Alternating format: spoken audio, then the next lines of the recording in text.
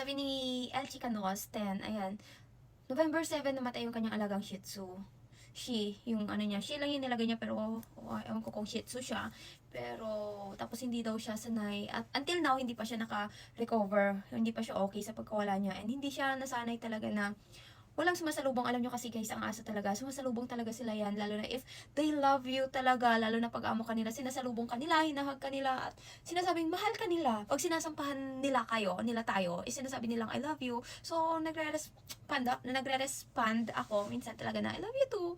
Diba? I love you too, Gucci. So, up until now, hindi pa siya naging okay. Hindi siya sanay na walang sumasalubong. At the same time, walang nagpapabuhat. Shih Tzu talaga kasi malambing talaga sila. At the same time, talagang ano lang, careable, talagang handy lang siya at napaka ano niya lang kasi, parang toy pet talaga siya.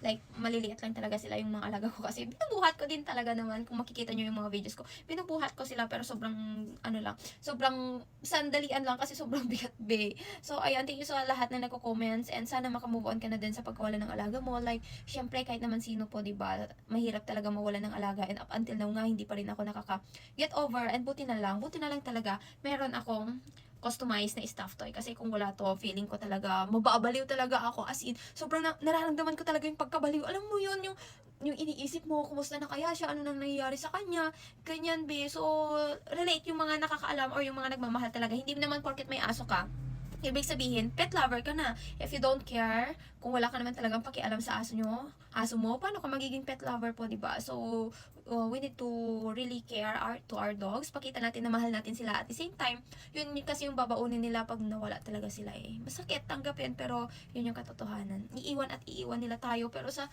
sobrang ang sakit talaga ba, hindi ako makaget over. Kaya, love your dogs, okay?